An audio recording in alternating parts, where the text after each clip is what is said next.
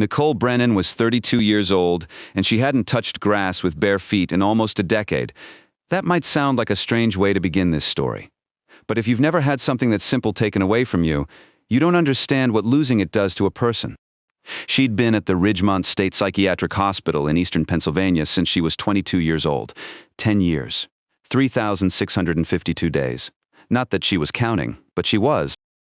Her room was a 10 by 12 concrete box on the third floor of Ward C, the long-term residential unit for patients deemed stable enough to live without restraints, but not stable enough to rejoin the general population.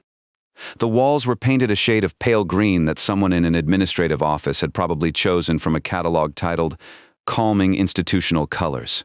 There was a twin bed bolted to the floor, a stainless steel mirror that couldn't be broken into sharp pieces, a desk, and a window that opened exactly 4 inches, wide enough for air, not wide enough for escape.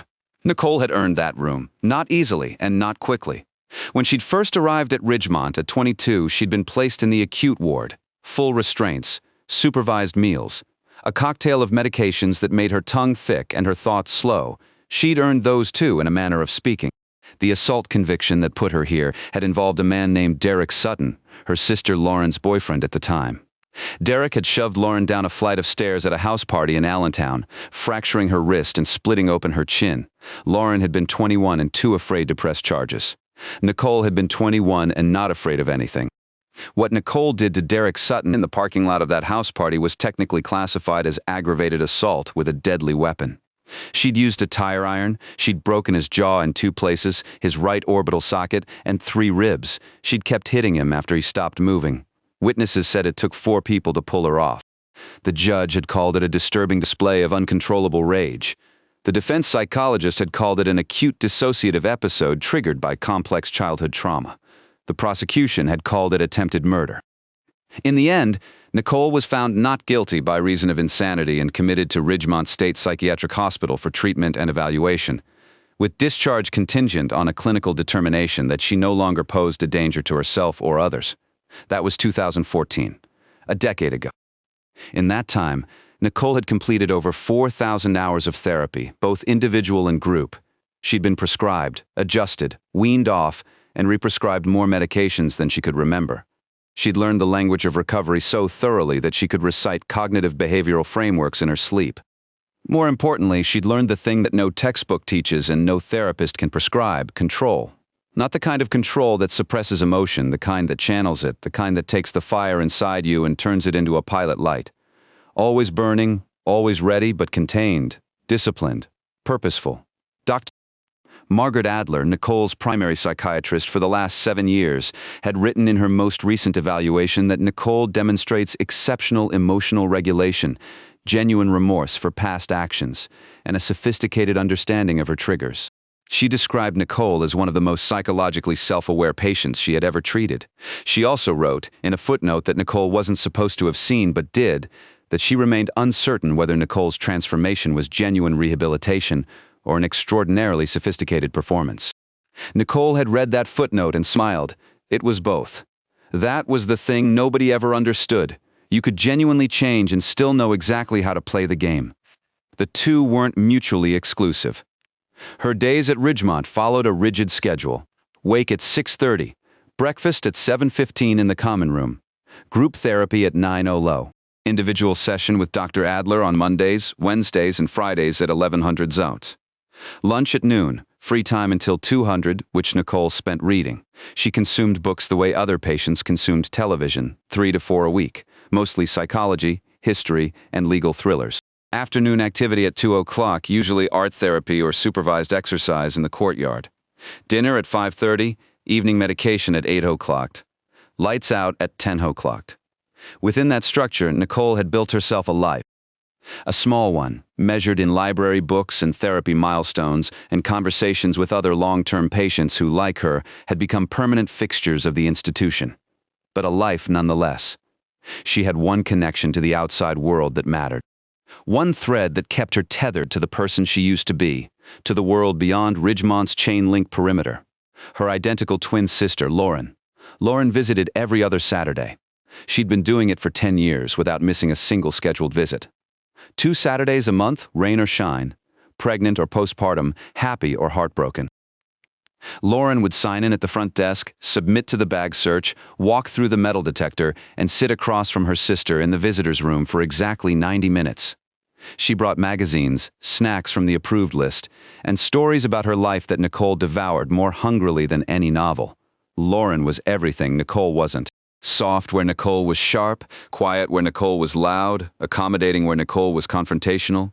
Growing up, people used to say that God had split one personality between two bodies and given the gentleness to Lauren and the fire to Nicole. Their mother, before she died of pancreatic cancer when the twins were 19, used to say it differently.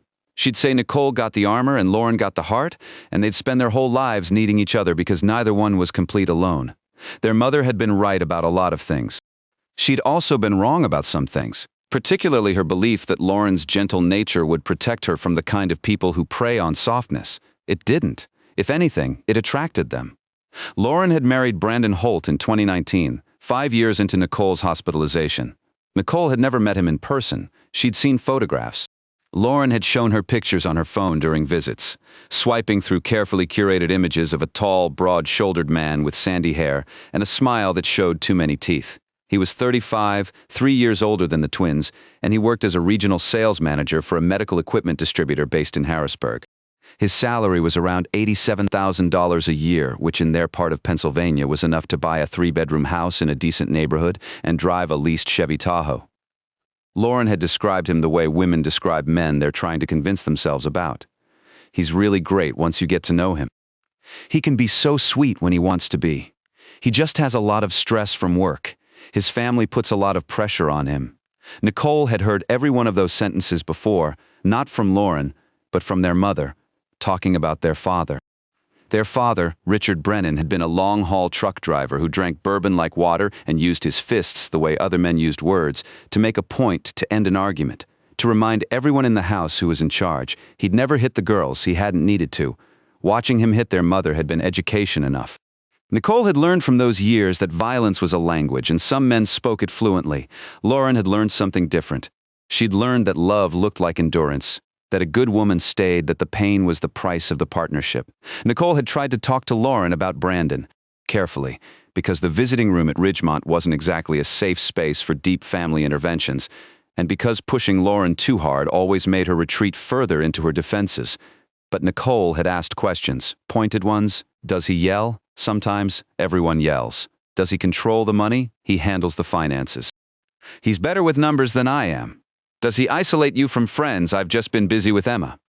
You know how it is with a toddler, Emma, Lauren's daughter, born in 2021. Nicole had never held her. She'd seen photos, dozens of them. A round-faced toddler with Lauren's brown eyes and a gap-toothed smile that made Nicole's chest ache with a love so fierce it frightened her. Emma was 3 years old, and Nicole had spent every one of those years trapped behind reinforced glass and chain-link fences, unable to protect the two people she loved most in the world. That was the thing about being locked up. It wasn't the loss of freedom that destroyed you. It was the loss of function, the inability to do what you were built to do. Nicole was built to protect her sister.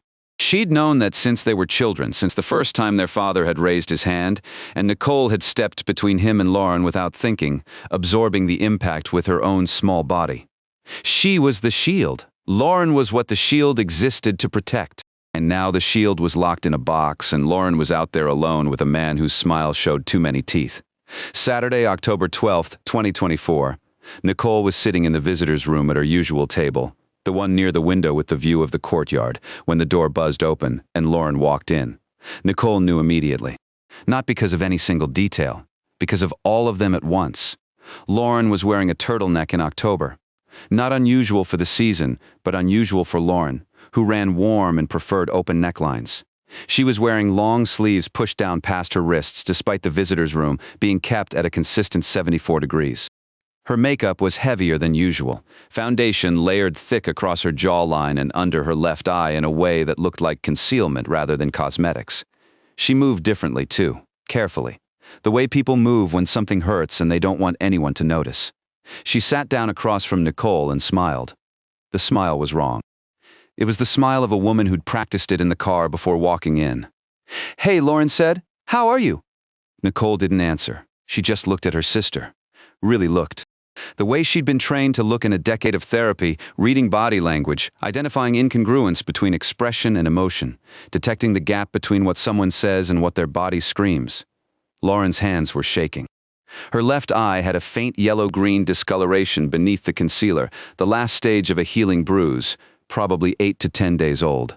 There was a stiffness in how she held her left arm against her body, protecting her ribs. And when she shifted in her chair, she winced. Just barely, just for a fraction of a second, but Nicole caught it. "Show me," Nicole said. Lauren's smile faltered. "What?" "Show me," Nicole repeated. Her voice was quiet, controlled, the way it always was now. But something underneath it had shifted. Something old and dangerous had woken up. "Pull down your collar, Nicole. I don't know what you are. Pull it down." The visitor's room had 6 other tables occupied. A bored guard sat by the door scrolling on his phone. The overhead fluorescence hummed. Somewhere down the hall, a patient was laughing at something on a television. Lauren's eyes filled with tears. She reached up with trembling fingers and pulled the turtleneck down 2 inches. The bruises ran across her throat in a pattern Nicole recognized instantly. Finger marks, 4 on the left side, 1 on the right. The grip pattern of a right-handed man squeezing from the front. They were faded to green and brown, but they were unmistakable. Nicole felt the fire. It came up from somewhere deep, somewhere primal, somewhere that 10 years of therapy and medication and cognitive behavioral frameworks couldn't fully reach. It rose through her chest and into her throat and behind her eyes, and for 3 seconds, 3 very dangerous seconds, Nicole Brennan was 22 years old again, standing in a parking lot with a tire iron, watching a man who'd hurt her sister try to crawl away. She counted. 1, 2, 3, 4, 5, she breathed. In through the nose, 4 counts. Hold for 7, out through the mouth for 8. She brought the fire down, not out, down, contained, controlled, a pilot light, always burning. "How long?" Nicole said. Lauren was crying silently now, tears cutting tracks through her foundation. "Since before Emma was born, it got worse after. He says I'm a bad mother. He says I provoke him. His mother tells me I should try harder to keep the peace. She says Brandon's under a lot of pressure, and I need to be more supportive." Nicole's jaw tightened. "Where is Emma right now?" "With Brandon's mother, Judith. She watches Emma when I come here." Lauren wiped her eyes. "If Brandon knew I was still visiting you, he told me to stop coming 2 years ago. He says you're dangerous. He says your influence is toxic. I've been telling him I'm going to a women's Bible study group on Saturdays." Nicole processed this information with the clinical precision of someone who'd spent a decade learning to think before she reacted. Brandon was isolating Lauren. He was using Nicole's psychiatric history as justification. He was controlling Lauren's movements, her relationships, her access to the one person who might actually help her. His mother was complicit, and Lauren had been lying to him for 2 years just to maintain this single thread of connection. "Have you called the police?" Nicole asked. "Once, last March. He threw a plate at me and it cut my arm. I called 911 and then I called back and canceled. Brandon was so sorry afterward," he cried. "He said it would never happen again." And it happened again. Lauren nodded, her face crumpling. Nicole sat very still. She looked at her sister's bruised throat, her hidden ribs, her shaking hands, and she made a decision. Not an impulsive one, not a reactive one. A calculated, deliberate, fully conscious decision that would change both of their lives forever. She leaned forward. Her voice was barely above a whisper, pitched below the range of the guard's hearing, below the ambient noise of the room. "Lauren, look at me." Lauren raised her eyes. "I need you to listen very carefully to what I'm about to say. Don't react. Don't change your expression. Just listen." Lauren blinked, confused, but she held still. "We're going to switch places," Nicole said. The words hung in the sterile air between them. Lauren opened her mouth. Nicole shook her head once, sharp and firm. "Don't speak. Listen. You're going to walk out of this building today as me. You're going to sign my name, go back to my room and stay here. It's safe. Nobody can touch you here. The food is bad and the beds are worse, but nobody will put their hands on you. And I'm going to walk out of here as you. I'm going to get in your car, drive to your house, and walk back into your life. Your husband won't know the difference. He's never met me. He's only seen photos. And we're identical. I'll learn what I need to learn. I'll play the part." Lauren was staring at her, frozen tears, still wet on her cheeks. "But here's what Brandon doesn't know," Nicole continued. The woman walking back into that house won't be the woman who left it this morning. She won't flinch. She won't cower. She won't apologize for existing. Nicole held her sister's gaze with the full force of 10 years of controlled fire, and she will never ever let him hurt you or Emma again. If you enjoy stories about women who refuse to stay silent and the men who underestimate them, hit that like button and subscribe to this channel right now. There are brand new stories here every single day, each one more intense than the last. Drop a comment below and tell me where you're watching from, and let me know, what would you do if you were Nicole? Lauren's whisper was barely audible. Nicole, this is insane. You could go to prison, real prison this time, not a hospital. If they find out you left, they won't find out. Not immediately. Nicole's voice was steady, almost clinical. I've been studying this facility's protocols for 10 years. Visitor check-in is handled by a rotating staff of 3 people. Saturday shift is Gerald, and Gerald barely looks up from his phone. You sign in with a name, you show an ID. When you leave, they check your face against the visitor log photo. We're identical, Lauren. The photo won't flag, but your room, your schedule, the doctors. I'll coach you. Everything you need to know. I'll walk you through it before we leave this table. My medications, my therapy responses, my daily routine. Dr. Adler sees me 3 times a week, but she's on vacation until the 28th. That gives us 16 days before anyone with real diagnostic skill interacts with you. And Lauren, Nicole's eyes softened for just a moment. You're my twin. You know me better than anyone in the world. You can do this. Lauren was trembling. What about Emma? I can't leave Emma. You're not leaving her. I'm going to her. I'm going to walk into that house and I'm going to be with her every single day while we figure this out. She'll have someone who looks exactly like her mother, sounds exactly like her mother and loves her. She won't know the difference. And Brandon, Nicole's expression didn't change. But something behind her eyes went very, very still. Brandon is going to meet the version of his wife that he never wanted to exist. The one who fights back. Lauren stared at her sister for a long time. The fluorescent lights hummed. The guard shifted in his chair. Outside, beyond the barred windows, the October sky was gray and heavy with the promise of rain. Then Lauren reached across the table and took Nicole's hands. Her grip was weak from months, maybe years, of being afraid to hold anything too tightly. Okay, Lauren whispered. Tell me what to do. They had 47 minutes left in the visit. Nicole used every single one. She walked Lauren through the daily schedule, meal times, medication protocols, the names of nurses on each shift, which orderlies were friendly and which ones watched too closely. She explained how group therapy worked, what phrases to use, what emotional register to maintain. She described her room in detail, which drawer held what, where the books were stacked, how to operate the window latch. She gave Lauren her most important instruction last. If anyone asks you something you don't know the answer to, say you're having a difficult day and you'd rather not talk. Depression buys you silence in this place. Use it? Lauren nodded, her face pale but determined. Then they went to the bathroom together. The women's restroom in the visitors' area had no cameras, only a single attendant who checked occupancy every 15 minutes. Nicole had timed this over dozens of visits. They had an 11-minute window. They swapped clothes. Lauren's turtleneck and jeans.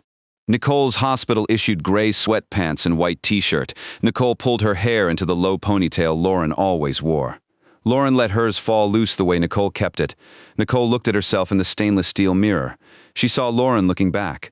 We used to do this when we were kids, Lauren said softly. Remember? Switching classes in 7th grade. I remember, Nicole said. Mrs. Patterson never figured it out. Lauren smiled, then the smile dissolved. Nicole, if he hurts you, he won't. Not more than once, and not without consequences. Nicole pulled Lauren into a hug. Tight, the kind of hug that says everything words can't. Then she released her, straightened her turtleneck, and walked out of the bathroom. She walked through the visitor's room, past the guard, past the checkout desk where Gerald barely glanced at her face before sliding the sign-out clipboard across the counter. She signed Lauren Holt in handwriting she'd practiced for years, because that's the kind of thing Nicole did. She prepared, she planned, she anticipated. The door buzzed. Nicole stepped through, down the hallway, through the second security checkpoint, past the metal detector, into the lobby, through the front doors, and then she was outside. The October air hit her like a wall of sensation. Cold, clean, tinged with wood smoke and decaying leaves and the faint diesel exhaust from the facility's maintenance vehicles. The sky was enormous, gray, stretching in every direction without the frame of a barred window to contain it. Nicole stood on the front steps of Ridgemont State Psychiatric Hospital and breathed. She breathed in freedom and autumn and fear and purpose and the electric, dangerous knowledge that she was about to do the most reckless thing she'd ever done in her life. Then she walked to Lauren's car, a white 2018 Honda CR-V with a car seat in the back and a lavender air freshener hanging from the rearview mirror, and she drove toward the life her sister had been too broken to escape. The drive from Ridgemont State Psychiatric Hospital to Lauren's house in Mechanicsburg, Pennsylvania, took exactly 1 hour and 43 minutes. Nicole knew this because she counted every minute the way she'd counted every day inside that facility. Precisely, deliberately. The way a person counts when they've spent a decade having nothing else to measure their life by. She drove carefully, not because she'd forgotten how. She'd had her license since she was 17, and the muscle memory of driving was still there, hands at 10 and 2, mirrors adjusted, brake before the curve. But the world outside the car was overwhelming in a way she hadn't anticipated, the sheer volume of it. Billboards, traffic lights, other drivers changing lanes without signaling, cutting each other off, living their chaotic little lives at 65 miles per hour without any appreciation for the staggering freedom of being able to go wherever they wanted whenever they chose to go there. Nicole gripped the steering wheel and breathed. Lauren's phone sat in the cup holder. Nicole had memorized the passcode during one of their visits months ago, watching Lauren's fingers tap 0815 on the screen. August 15th. The twins' birthday. Lauren used the same code for everything. Brandon probably knew it too. Nicole made a mental note to change it later, discreetly, to something Brandon wouldn't guess. She opened the phone at a red light and scrolled through recent messages. The text thread with Brandon was sparse and transactional, almost clinical in its coldness. Brandon, 9:14 a.m., pick up Emma by 5. Mom has book club at 6. Brandon, 11:47 a.m., don't forget the dry cleaning. Brandon, 2:03 p.m., where are you? Lauren had replied to the last one at 2:07. Bible study ran long, heading home soon. Brandon's response, 2:08 p.m., don't be late. I have the Wilson account dinner at 7, and I need the house quiet before I leave. No, I love you, no drive safe, no warmth, no affection, no indication that these two people shared a home, a child, a life. Just logistics and commands. The text thread read like messages between a manager and a subordinate, except most managers at least said please. Nicole scrolled further. 3 weeks back, a cluster of messages from Lauren to Brandon sent between 11 p.m. and midnight. Lauren, 11:17 p.m. I'm sorry about tonight. I didn't mean to upset you. Lauren, 11:32 p.m. Please talk to me. I hate when you shut me out. Lauren, 11:54 p.m. I love you. Can we please just move past this? Brandon had not replied to any of them. His next message came the following morning at 7:03 a.m. Make sure Emma's lunch is packed. I'm leaving early. Nicole stared at the screen until the light turned green. Then she set the phone down and drove. She spent the rest of the drive studying the GPS route and preparing herself mentally for what she was about to walk into. She ran through everything Lauren had told her during their visits over the past 5 years. Every detail about the house, the neighborhood, Brandon's habits, his mother's involvement, Emma's routines. Nicole had been collecting this information the way an intelligence officer collects field data, filing it away, cross-referencing, building a picture of the operational environment she might one day need to navigate. That day had arrived. Mechanicsburg was a suburb southwest of Harrisburg, the kind of town where houses had front porches and American flags and lawn care services that came every other Tuesday. Lauren and Brandon's house was a 3-bedroom colonial on a street called Maple Crescent Drive, which sounded exactly as aggressively wholesome as it was white siding. Black shutters, a 2-car garage, a wooden play structure in the backyard that Brandon had assembled one Father's Day weekend, according to Lauren, though he'd never actually played with Emma on it. Nicole pulled into the driveway at 4:23 p.m. She sat in the car for a full minute studying the house. It looked like every other house on the street. Neat, maintained, unremarkable.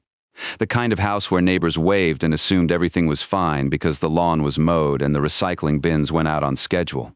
Nobody driving past this house would ever guess that inside it, a woman had been choked unconscious by the man who'd vowed to love and protect her.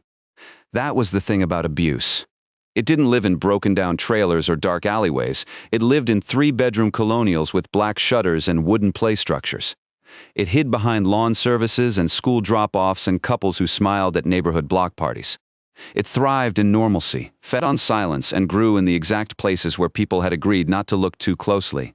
Nicole got out of the car. She smoothed Lauren's turtleneck, adjusted the purse on her shoulder, and walked to the front door. She had Lauren's keys. She'd taken them from her sister's pocket during the clothing swap. The house key was the brass one with a small scratch near the base. Nicole slid it into the lock, turned it, and stepped inside. The foyer smelled like lemon cleaning products and something else, something underneath that the cleaning products couldn't quite mask. Nicole recognized it immediately. Fear had a smell. Not literally, but the homes where it lived had a quality to them. A tightness, a held breath feeling, like the walls themselves were waiting for permission to relax. To her left, a living room with a gray sectional couch and a flat-screen TV mounted above a gas fireplace. Decorative pillows arranged with military precision. No toys visible, no clutter. The room looked like a furniture showroom, staged to impress visitors rather than lived in by a family. To her right, a dining room with a dark wood table and 6 chairs. A bowl of artificial fruit sat in the center, which Nicole found almost offensively symbolic. Fake nourishment on display for no one. Straight ahead, a staircase leading to the second floor. Kitchen through a doorway to the left of the stairs. Nicole moved through the house methodically, the way she moved through everything now, room by room, detail by detail. She wasn't just seeing the house, she was reading it. Every object, every arrangement, every choice of placement told her something about who lived here and what the power dynamics looked like. The kitchen was Lauren's space. Nicole could tell because it was the only room that showed signs of actual human occupation. Drawings taped to the refrigerator in crayon, a child's work, trees with purple leaves and stick figures holding hands. A magnetic grocery list with Lauren's neat handwriting. A small herb garden on the windowsill, basil and rosemary, slightly overgrown from inattention. This was where Lauren existed. This was her territory. But even here, Brandon's control was visible. The pantry was organized with labels facing out, uniformly spaced. The spice rack was alphabetized. The dish towels were folded in thirds and stacked by color. This wasn't Lauren's tidiness. Lauren was organized but warm. This was someone else's standard imposed on her space. Nicole opened the refrigerator. Inside, on the top shelf, a 6-pack of craft beer with one missing. On the second shelf, precisely arranged meal prep containers labeled with days of the week, Monday through Friday, chicken, vegetables, rice. 5 identical lunches prepared for Brandon, each one a small act of service performed by a woman trying to keep the peace. There were no containers labeled for Lauren.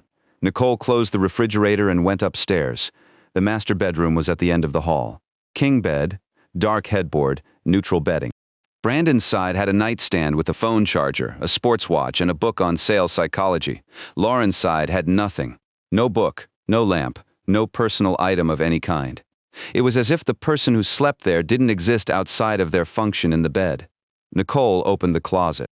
Brandon's clothes occupied roughly 70% of the space. Suits and dress shirts organized by color, shoes on a rack, belts hung on a specialized holder.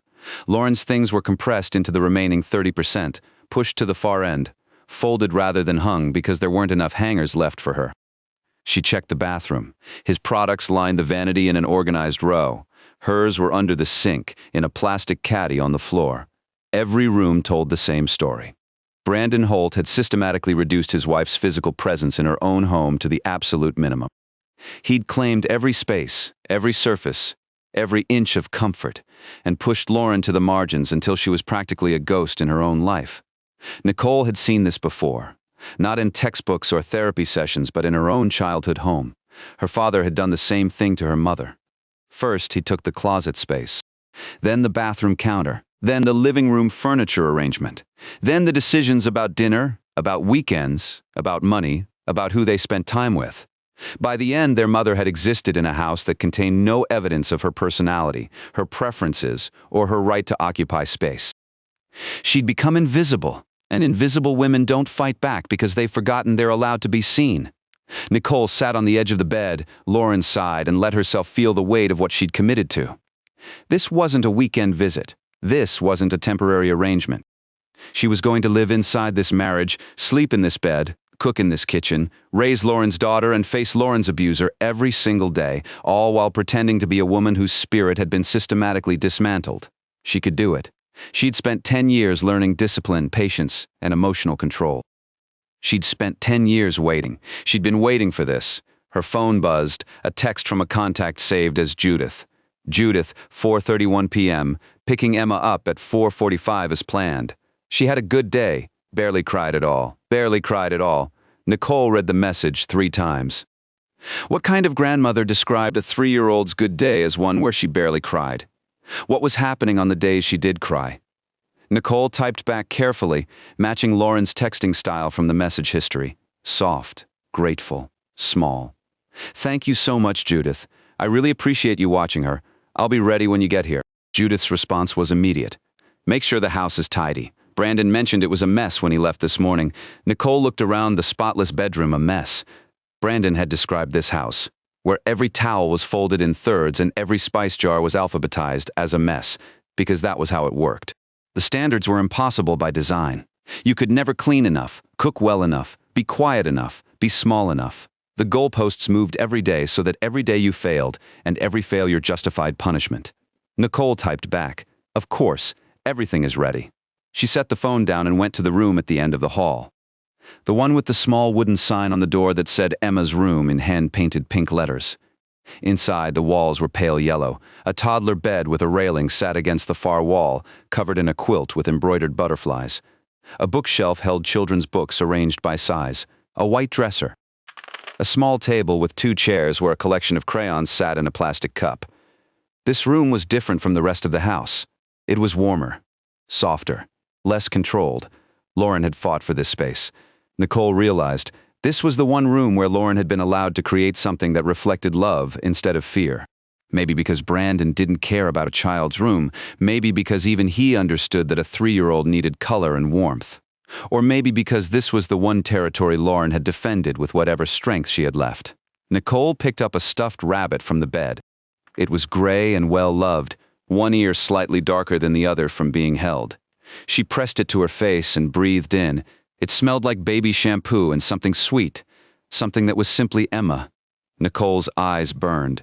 She hadn't cried in years, not because she couldn't, but because she'd trained herself to convert tears into action. Crying was a release valve. Action was a solution, and right now Emma needed a solution. She set the rabbit back on the pillow, exactly where it had been, and went downstairs to wait. At 4:47 p.m., a silver Lexus SUV pulled into the driveway. Nicole watched through the kitchen window as Judith Holt, Brandon's mother, emerged from the driver's side. Judith was 61, according to Lauren's descriptions. Though she looked older in the way that rigid people often do, her severity adding years that her actual biology hadn't earned. She was thin and sharp-featured with silver blonde hair cut into a precise bob. She wore a cream-colored cardigan, pressed slacks, and a strand of pearls that Nicole suspected she wore even to the grocery store. Her expression, visible even from 30 feet through a window, was one of permanent, practiced displeasure. Judith opened the rear passenger door and unbuckled Emma from her car seat. The child emerged wearing a pink jacket and small sneakers, clutching a juice box in one hand and the strap of a tiny backpack in the other. Nicole's heart stopped. She'd seen hundreds of photos. She'd memorized every feature from the images Lauren had shown her. But nothing prepared her for the reality of seeing Emma in person. She looked like Lauren. She looked like Nicole. She looked like their mother, 3 years old, with brown hair that curled at the ends and eyes that were enormous and dark and watchful in a way that no 3-year-old's eyes should be. Watchful was a word for children who'd learned to read rooms before they'd learned to read books. Watchful was a word for children who knew that the volume of a footstep on the stairs could mean the difference between a quiet night and a terrible one. Nicole opened the front door. Judith was walking Emma up the path, one hand on the child's shoulder in a grip that looked less like guidance and more like ownership. When she saw Nicole in the doorway, she did a quick scan of the house behind her. Checking, always cataloging evidence of failure. "Lauren," Judith said. Her voice was the temperature of January. The kitchen counter had water spots when Brandon left this morning. He was very upset. "You know how he feels about the kitchen?" "I know," Nicole said softly, submissively. "Exactly the way Lauren would have said it. I cleaned everything. It won't happen again." The words tasted like ash in her mouth. But Nicole said them because that was the job right now. The job was to be Lauren.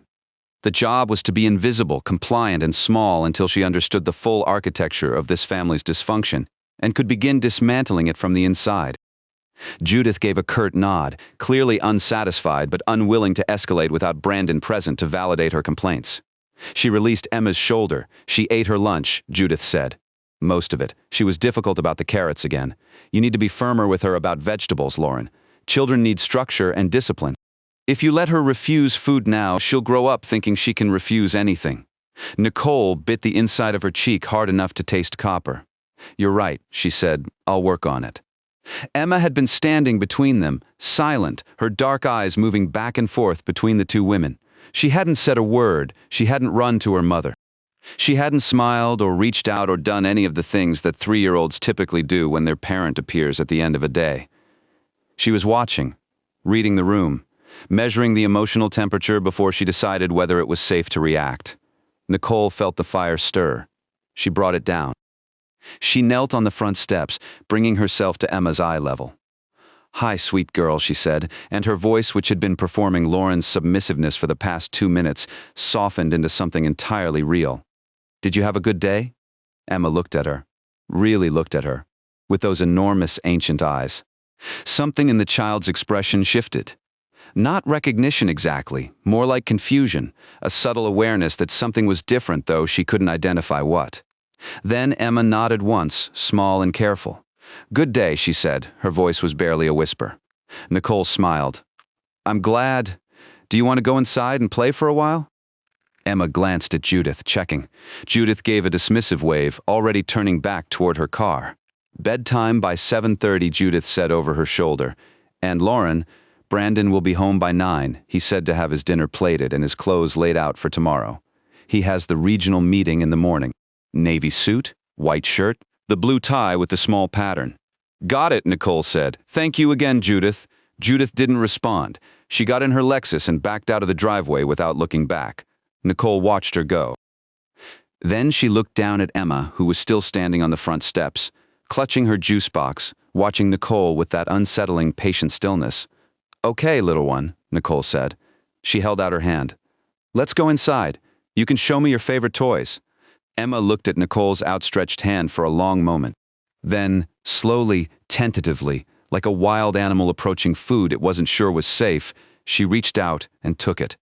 Her fingers were tiny and warm and sticky with juice, and Nicole felt something inside her chest crack open that 10 years of institutional walls hadn't been able to touch. They went inside together. Nicole spent the next 2 hours learning Emma, not just watching her, but actively studying her the way she'd studied every person and environment at Ridgemont. Children, Nicole knew, were the most honest diagnosticians in any household. They absorbed the emotional climate of their home and reflected it in their behavior with a purity that adults learned to mask. If you wanted to understand a family, you didn't interview the parents, you watched the children. Emma played quietly, too quietly. She arranged blocks in neat rows on her small table, not building towers or castles or anything creative, just organizing them by color and size, then reorganizing them, then doing it again. When a block fell off the table and hit the floor with a clatter, Emma froze. She looked at Nicole with an expression that took Nicole's breath away.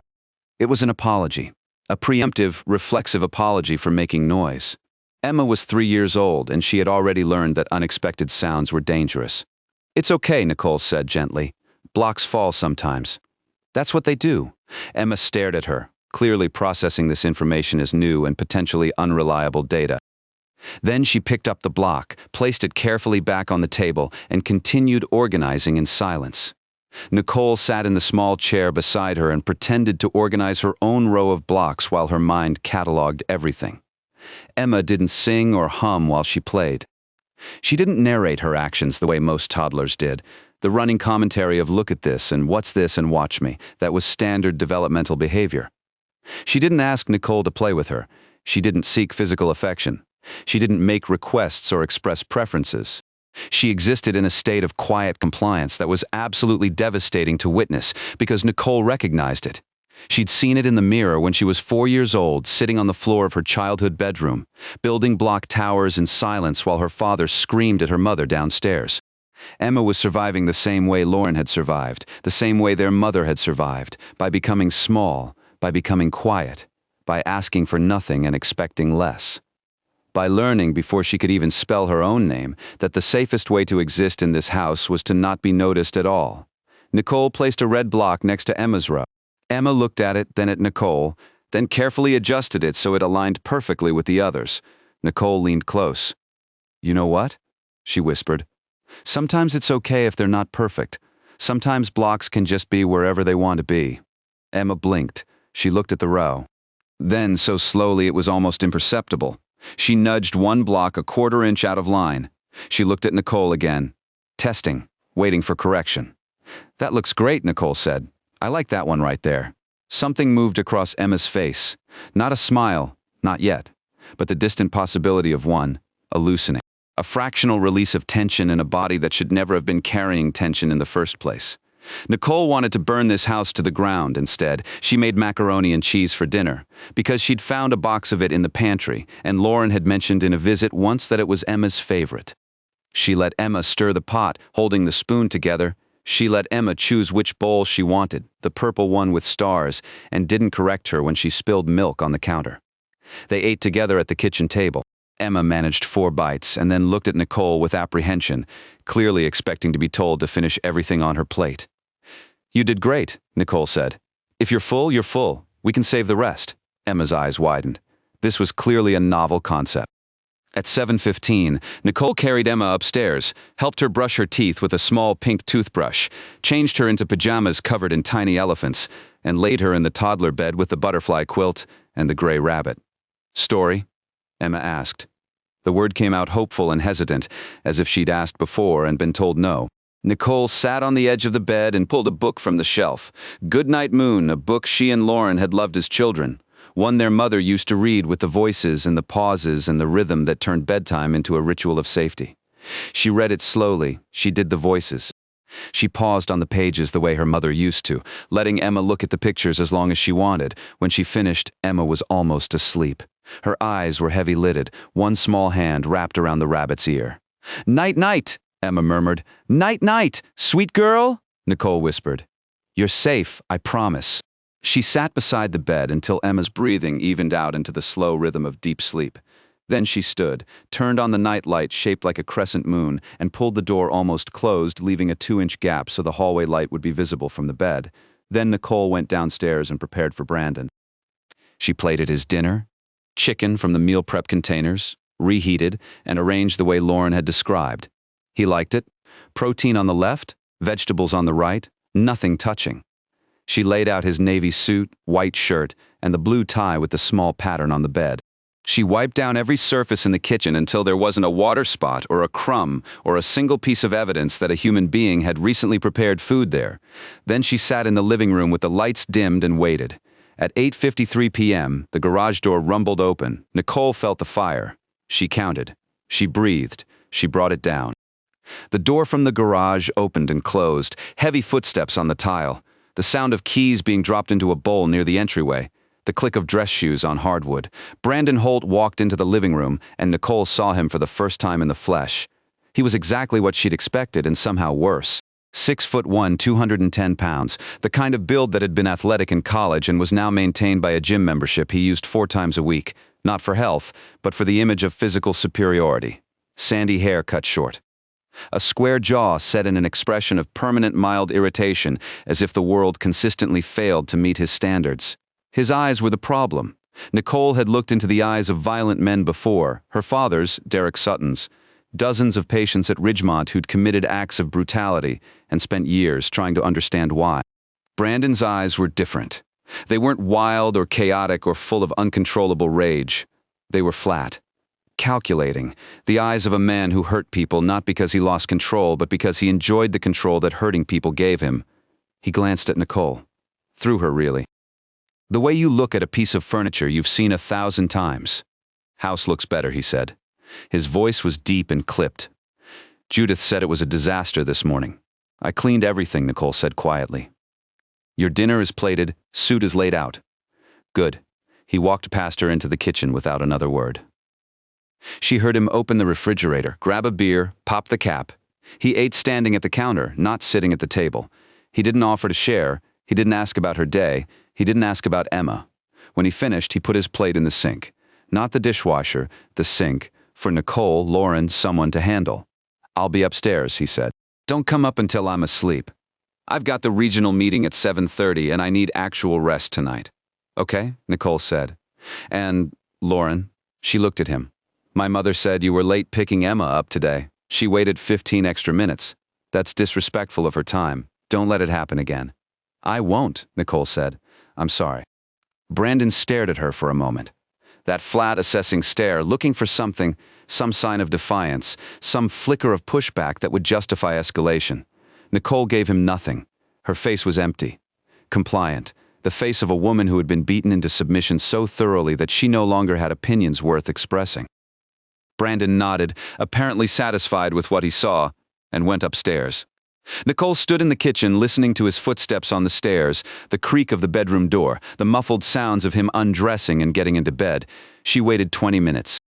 Then she heard it, the deep, even breathing of a man, sleeping the untroubled sleep of someone who believed he was in complete control of his world. Nicole released the breath she'd been holding. She moved silently through the house, memorizing the positions of every object, every camera, every lock. She found the family laptop in the home office, a small room off the kitchen that was clearly Brandon's territory. She didn't open it, not yet. She noted the model, the password hint on the lock screen, birthday and name, and filed it for later. She found Lauren's purse on a hook in the laundry room. Inside, a wallet with $11 in cash and a debit card linked to an account that, according to the banking app on Lauren's phone, had a balance of $347.12. Lauren's only access to money. Brandon's accounts were separate, password protected, and invisible. Financial control, textbook. She found the medicine cabinet in the downstairs bathroom. Lauren's prescription for Zoloft, antidepressant, filled 2 weeks ago.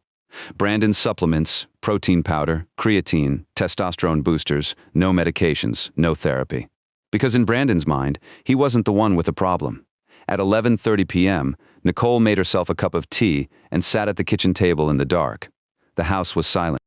Upstairs, a man who had choked his wife unconscious slept peacefully, confident that the woman downstairs was the same broken creature he'd been destroying for 5 years. He was wrong. Nicole pulled out Lauren's phone and opened the Notes app. She created a new entry and titled it simply, Day 1. Then she began to write.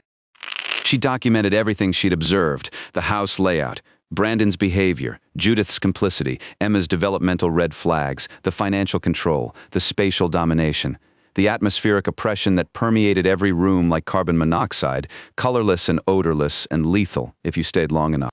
At the bottom of the entry, she wrote 5 words. Surveillance phase. Do not engage.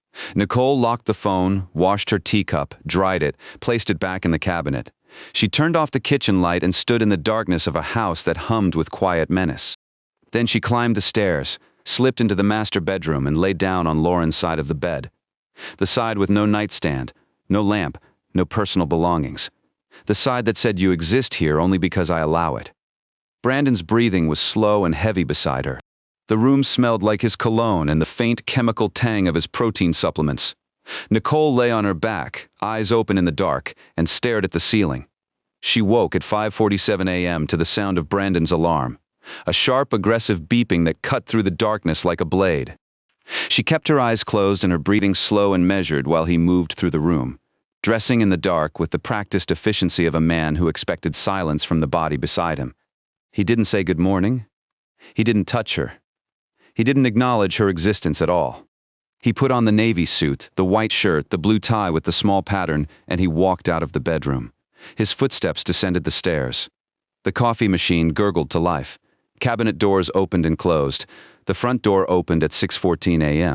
and shut with a definitive thud that reverberated through the frame of the house like a period at the end of a sentence.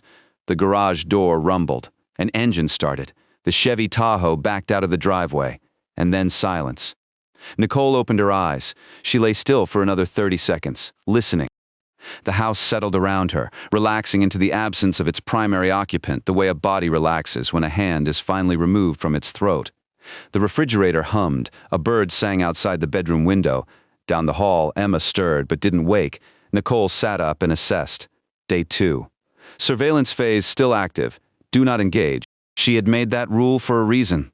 The first week, maybe two, had to be about watching, learning, and mapping the full architecture of Brandon's control. If she moved too fast, made a mistake, deviated from Lauren's established patterns, Brandon would notice.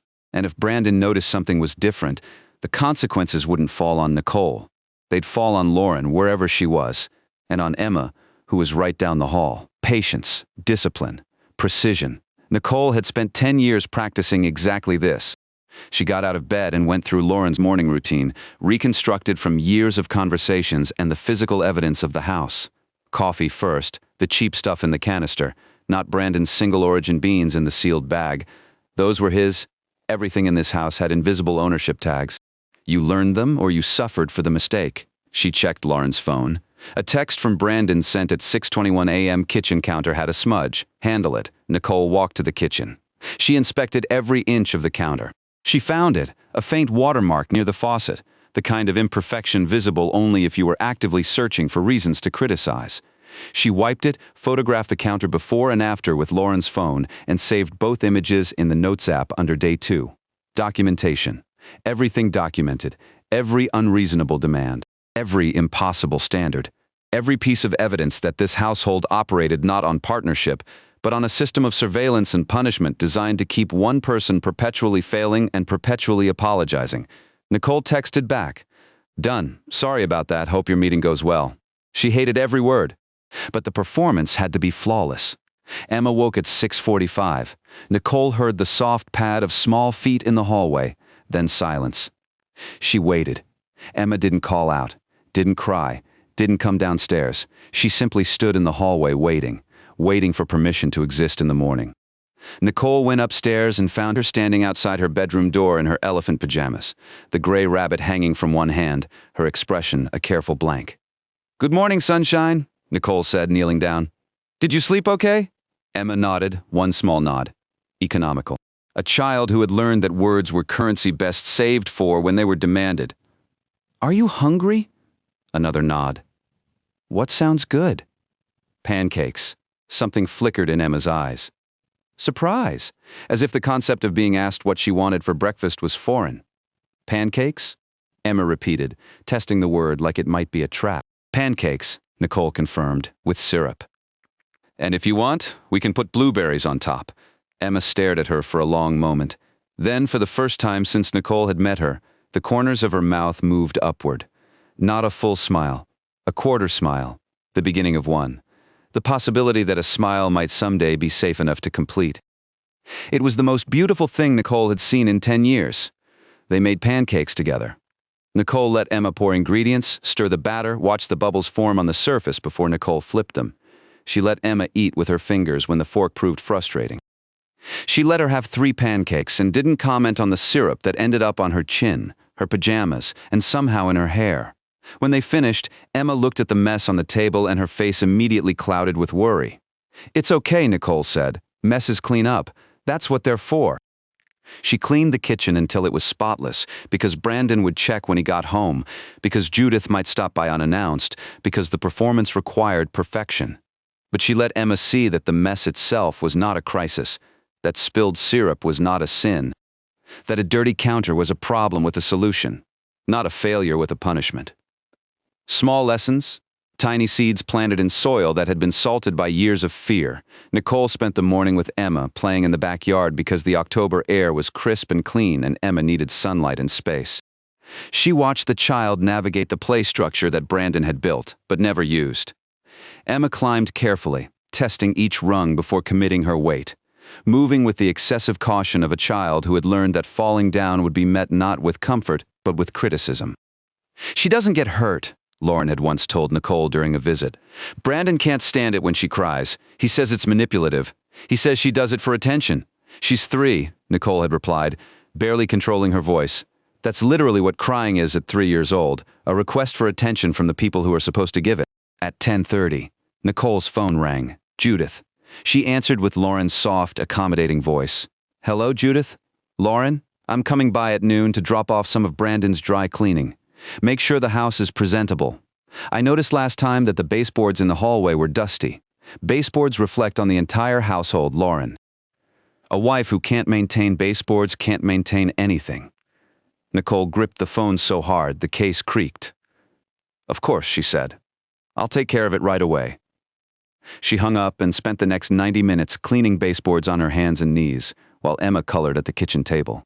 On the surface, she was a dutiful daughter-in-law preparing for inspection. Underneath, she was mapping. Judith called before arriving. That meant Judith expected compliance upon arrival, zero delay between command and execution. Judith issued criticism about specific, nearly invisible imperfections, baseboards, water spots, slightly misaligned towels. That meant Judith conducted regular inspections with standards designed to be impossible. Judith spoke about Lauren in the third person, even to Lauren's face. A wife who can't maintain baseboards, a deliberate dehumanization tactic. Nicole filed all of it, mental notes that would later become written notes that would later become evidence.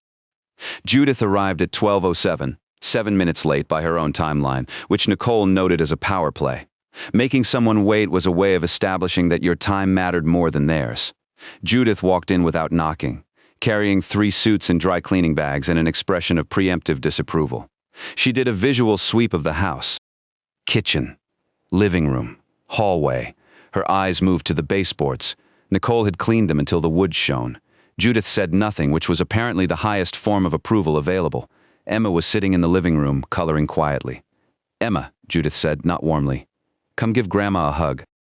Emma got up immediately, crossed the room, and delivered a hug that was more ritual than affection. Arms out, brief contact, step back. A hug designed to satisfy a requirement rather than express a feeling. Judith patted her head once. "You need a haircut.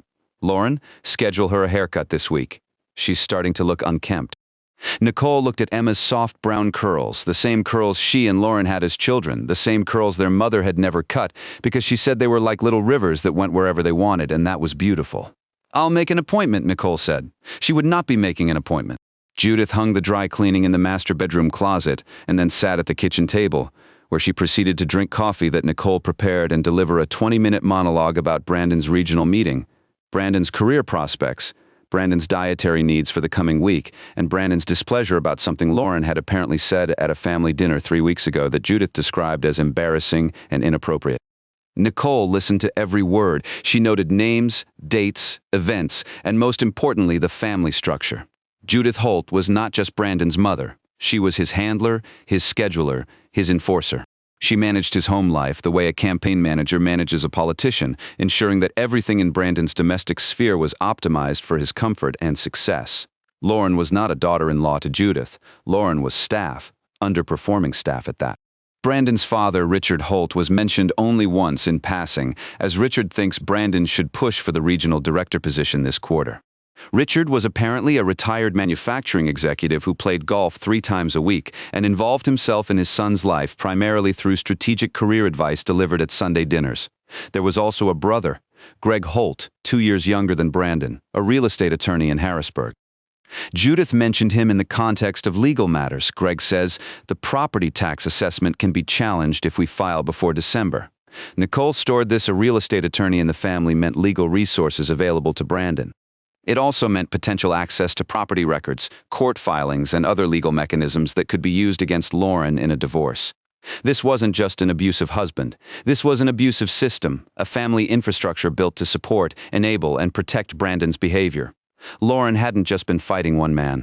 She'd been fighting an entire institution.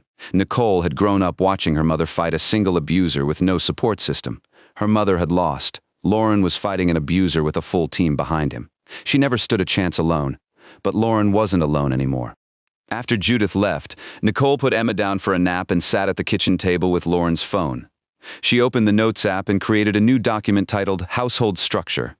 She listed every name, every role, every relationship. Brandon, primary abuser. Judith, enabling enforcer. Richard, passive enabler with strategic influence. Greg, legal resource and potential threat. She mapped their communication patterns, their power dynamics, their pressure points. Then she created a second document titled Exit Strategy and began to outline what Lauren would need to safely leave this marriage with full custody of Emma. The list was long. Documentation of abuse, including photographs, medical records, contemporaneous written accounts, witness statements. Nicole was building this daily. Financial independence. Lauren had $347 in a controlled bank account and no access to Brandon's income. She had no credit cards in her own name, no savings, no retirement funds. Financial abuse was often the invisible chain that kept women locked in place long after the physical abuse gave them reason to run. Legal representation. Lauren needed a family law attorney experienced in domestic violence cases, not Greg Holt, someone independent, aggressive, and unbuyable. Safe housing. Lauren couldn't return to this house after the switch. She needed somewhere Brandon and Judith couldn't find her. Custody documentation. Emma's behavioral patterns, her developmental delays caused by the home environment, her fear responses, all of it needed to be documented by a professional who could testify to the conditions she'd been living in. Protective order. Once the divorce was filed, Lauren would need a restraining order. Brandon was not the type to accept losing control quietly. Nicole studied the list. It was overwhelming. Any single item would be difficult for a woman in Lauren's position. Together, they seemed impossible, but Nicole had something Lauren didn't. She had 10 years of enforced patience. She had a mind trained to plan, to strategize, to think 12 moves ahead. She had the emotional discipline to exist inside this house without flinching, without breaking, without giving herself away. And she had something else, something that might have been the most dangerous weapon in her entire arsenal. She had nothing left to lose. Nicole spent the rest of the week being Lauren. She woke before Brandon. She made his coffee, his breakfast, packed his lunches. She cleaned the house to Judith's impossible standards. She texted Brandon confirmations of completed tasks and apologies for imagined shortcomings. She endured Judith's daily phone calls and twice-weekly inspections. She played with Emma in the margins of time that existed between Brandon's demands, cooking dinner precisely at 6:15, running his bath at 8:30, laying out his clothes for the next day, retreating to the couch until he fell asleep so she wouldn't disturb his rest. She performed the role with such precision that neither Brandon nor Judith noticed anything different, because that was the most devastating truth about this kind of marriage. The abuser doesn't actually see the person they're abusing. They see a function, a role, a set of tasks performed to an acceptable standard. As long as those tasks were completed, the actual human being performing them was irrelevant. Nicole could have been anyone. That was the whole point. Lauren had been reduced to a servant, and servants are interchangeable. But while she performed, she watched. She watched Brandon's patterns. He left for work between 6:10 and 6:20 every morning. He texted commands throughout the day, usually 3 to 5, ranging from household tasks to reminders about his schedule. He returned between 6:30 and 9 p.m., depending on whether he had client dinners. On nights he came home early, he expected dinner, silence, and distance. On nights he came home late. He expected the house dark.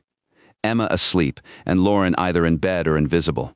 He was physically violent, approximately once every 2 to 3 weeks, based on what Nicole could reconstruct from Lauren's descriptions and the healing timeline of the bruises she'd observed. The violence was strategic, not explosive. He didn't fly into rages, he administered punishment. The distinction was important because it meant the abuse was premeditated, controlled, and purposeful. He chose when to hit. He chose where. He aimed for areas covered by clothing. He never broke bones because broken bones required hospitals and hospitals required explanations. The choking was newer, Lauren had said. It had started in the last 6 months. Strangulation was the single most reliable predictor of future lethal violence in domestic abuse cases. Women who were choked by their partners were 7 times more likely to be killed by them. Nicole had read those statistics in a book at Ridgemont's library, and they had burned themselves into her memory like a brand. Brandon Holt was escalating. The clock was ticking. On Wednesday of the first week, Nicole found what she was looking for. She was cleaning the home office, Brandon's territory, dusting shelves and straightening papers the way Lauren presumably did during his work hours. The laptop sat on the desk. She'd noted the password hint on day 1 birthday and name. Nicole tried Brandon's birthday first. 05/14/1989. Brandon 0514. Incorrect. She tried it reversed. 0514 Brandon. Incorrect. She sat back and thought, birthday and name. Not necessarily his birthday. Not necessarily his name.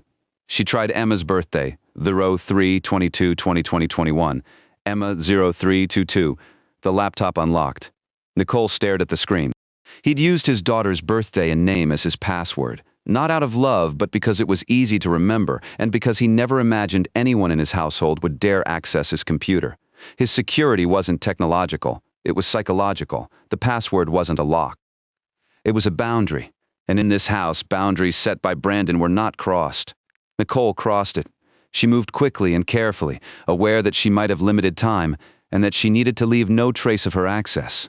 She opened his email first. Brandon's inbox was organized with the same rigid precision as his closet. Work emails sorted by client. Personal emails sorted by sender. A folder labeled financial that contained bank statements, investment account notifications, and credit card summaries. Nicole opened the financial folder and felt the fire roar. Brandon and Lauren's household income was approximately $87,000 from his salary. But Brandon's personal checking account held a balance of $43,271. His savings account held $112,500. His investment portfolio, managed through a brokerage in Harrisburg, was valued at $287,000. Lauren's account, the one she could access, had $347. Brandon was not just controlling the money, he was hoarding it. He was building personal wealth while his wife and daughter lived on an allowance that wouldn't cover a week's groceries in most cities. Lauren's name appeared on none of these accounts. She probably didn't even know they existed. Nicole photographed every screen with Lauren's phone. Bank balances, account numbers, transaction histories. She found credit card statements showing purchases Lauren had never mentioned, restaurants, hotels, a $4,200 charge at a jewelry store in Philadelphia dated 3 months ago. Lauren didn't own any jewelry worth $4,200. Nicole hadn't seen anything in the house that matched that price point. She kept digging. In a subfolder labeled insurance, she found the life insurance policies. Brandon had a $500,000 policy through his employer, Standard. But there was a second policy, a personal one for $750,000, taken out 14 months ago. The beneficiary was Brandon Holt. The insured was Lauren Holt. Nicole read it twice. Brandon had taken out a $750,000 life insurance policy on his wife 14 months ago. Around the same time the choking started. The fire was a bonfire now.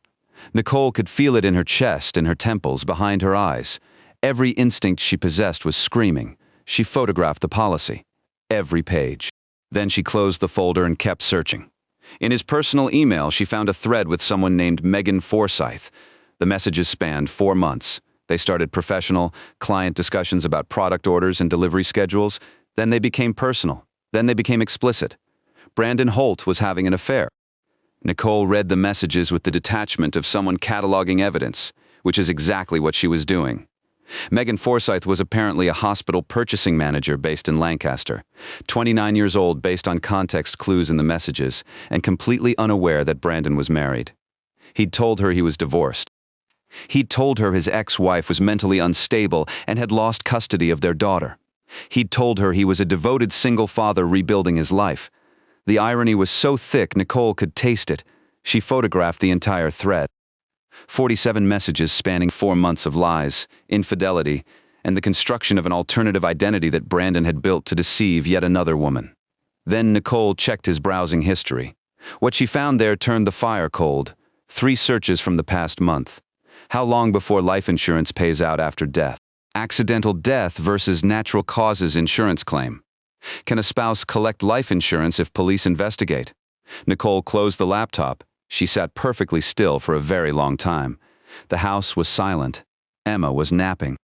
The October sunlight came through the office window and fell across the desk in a warm rectangle that felt grotesquely peaceful. Brandon Holt wasn't just abusing his wife. He was researching how to profit from her death. Nicole had walked into this house planning to document abuse, gather evidence, and build a custody case. She had walked into this house believing the threat was violence, control, and intimidation. The threat was murder. She picked up Lauren's phone and opened the Notes app. Her hands were steady, her breathing controlled, her face expressionless. Anyone watching her would have seen a woman calmly updating a grocery list. She typed, Day 5. Situation has escalated beyond original assessment. Life insurance policy on Lauren, $750K, taken out 14 months ago.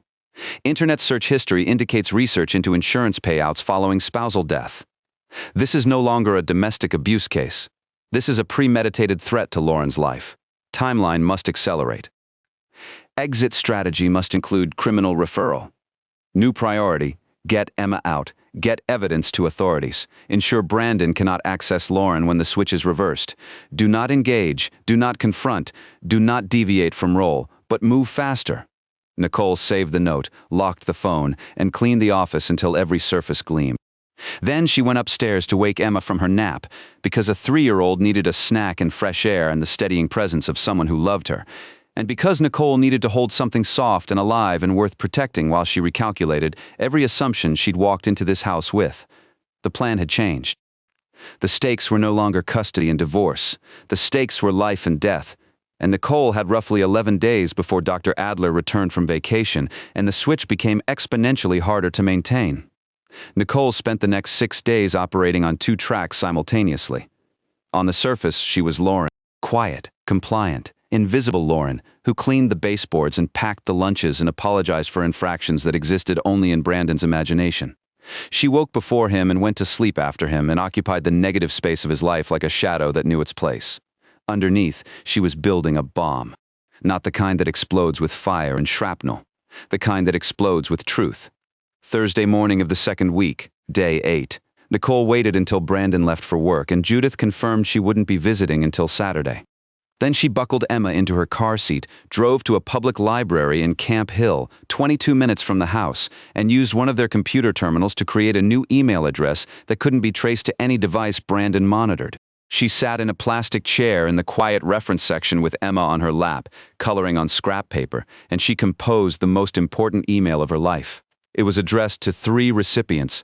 The first was the National Domestic Violence Hotline's Legal Referral Service. Nicole described Lauren's situation in clinical detail, omitting the twin switch but including everything else.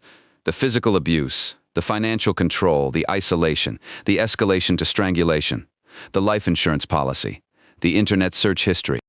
She requested an immediate referral to a family law attorney in the Harrisburg area who specialized in high-risk domestic violence cases and emergency custody petitions.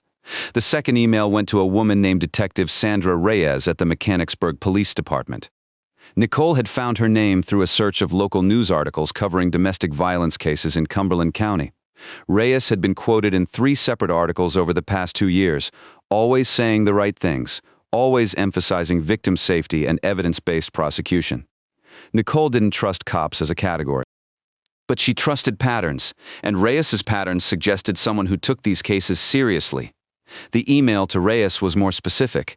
It described the life insurance policy, the search history, the escalation timeline, and the physical evidence of ongoing abuse. Nicole didn't identify herself. She wrote it as an anonymous concerned party with direct knowledge of the situation. She included screenshots of the search history and the insurance documents, uploaded from Lauren's phone to the new email account via the library's Wi-Fi. The third email went to Megan Forsyth. This one Nicole wrote with particular care. Megan, my name is not important. I'm writing because you deserve to know the truth about the man you've been seeing for the past 4 months. Brandon Holt is not divorced. He is currently married to a woman named Lauren Holt. They have a 3-year-old daughter named Emma. Brandon has been physically abusing his wife for the duration of their marriage. He has choked her unconscious. He has isolated her from her family. He controls every dollar she spends and every hour of her day. He told you his ex-wife was mentally unstable and lost custody. That is a lie. His wife is at home right now, raising their daughter in a house where she is not safe. I am not writing this to hurt you. I am writing this because Brandon is a dangerous man who lies to every woman in his life, and you deserve to make decisions based on the truth. If you don't believe me, ask him about room 4112 at the Lancaster Marriott on September 19th. Ask him about the $4,200 necklace he bought at Worthington's in Philadelphia. Ask him why his wife has bruises on her throat. Then decide what kind of man you're choosing. Nicole reread the email 3 times. Then she sent all 3 and deleted the browser history, though on a public terminal it hardly mattered. She drove back to Mechanicsburg with Emma babbling softly in the back seat, pointing at trucks on the highway. The child had become incrementally more vocal over the past week, small words, short phrases. Observations offered tentatively, like gifts placed on a doorstep by someone who wasn't sure they'd be welcome. Big truck, Emma said, pressing her finger against the window. That's a really big truck, Nicole agreed. What color is it? Red? Good eye? You're really smart, you know that? Emma fell quiet for a moment. Then, so softly, Nicole almost missed it over the road noise. Mommy doesn't say that. Nicole's hands tightened on the wheel. What does Mommy usually say? Silence. Emma had retreated, the way she always did when she sensed she'd said something that might have consequences. Nicole glanced in the rearview mirror and saw the child's face shutting down, returning to that careful blankness. Hey, Nicole said gently. You didn't do anything wrong. You can tell me anything, okay? There are no wrong answers. Emma studied her in the mirror for a long time. Then she said, Daddy says I'm too loud. Nicole breathed. In through the nose, 4 counts. Hold for 7, out through the mouth for 8. Well, Nicole said, keeping her voice warm and steady, I think your voice is one of the best sounds I've ever heard, and you can be as loud as you want in this car. Deal? Emma's reflection in the mirror showed the ghost of that quarter smile. The one that kept getting a fraction wider every day. Deal, Emma whispered. Day 9, Friday evening. Brandon came home at 7:15 p.m. in a mood Nicole recognized immediately. Not angry, worse, quiet, controlled. The particular stillness of a man who had been irritated by something during the day and was carrying it home to deposit on the nearest available target. He walked in, set his keys in the bowl, and stood in the kitchen doorway. The chicken is dry, he said. Nicole had prepared the chicken exactly according to the meal prep instructions. She'd checked the internal temperature with a thermometer. It was 165 degrees, textbook. The chicken was not dry. Brandon needed it to be dry because Brandon needed a reason. I'm sorry, Nicole said, her voice soft and low. I'll make something else. Don't bother. He walked to the refrigerator, pulled out a beer, and leaned against the counter. My mother said Emma had a tantrum this morning when she called. Said she could hear screaming in the background. Nicole had been playing a game with Emma that morning. They'd been building a tower of blocks, and when it fell, Emma had laughed. Actually laughed. Not a tantrum. A 3-year-old laughing at a falling tower. The sound had been so foreign in this house that even Nicole had been startled by it. But Judith had called during that exact moment, and Judith had interpreted the sound of a child laughing as evidence of chaos. Of course she had. She was just playing. Nicole said carefully.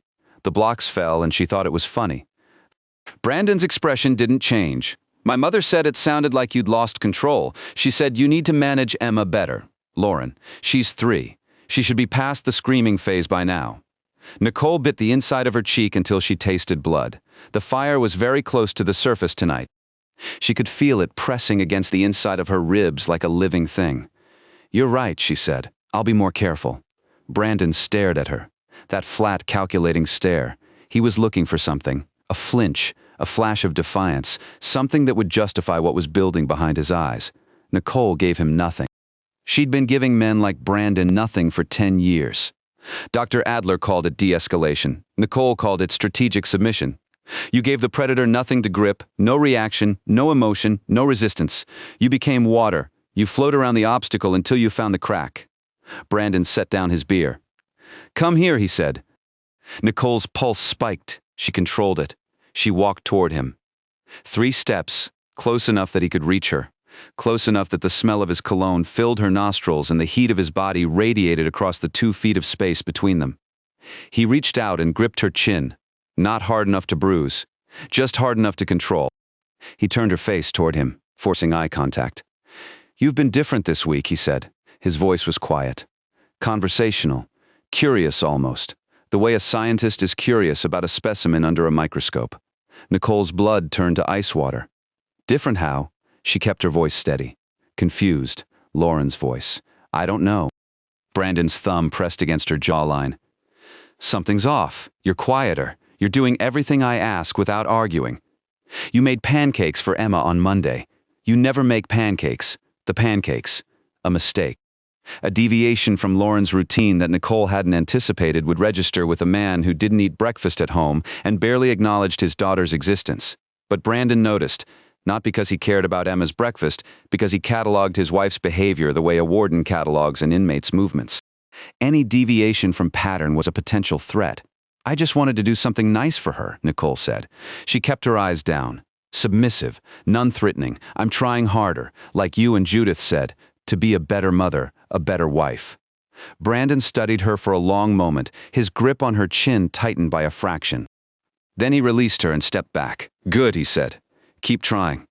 He took his beer and walked upstairs. Nicole stood in the kitchen and trembled, not with fear, with the effort of containment. with the volcanic pressure of every instinct she possessed screaming at her to follow him up those stairs and show him what happened when he put his hands on a Brennan woman. She breathed. She counted. She let the fire settle. Not yet. Not yet. But soon. Day 10. Saturday. Two things happened that changed the trajectory of everything. The first was an email. Nicole checked the new account at the library during a quick errand with Emma. The domestic violence legal referral service had connected her with an attorney named Catherine Park, based in Harrisburg. Catherine specialized in emergency protective orders and custody cases involving documented abuse.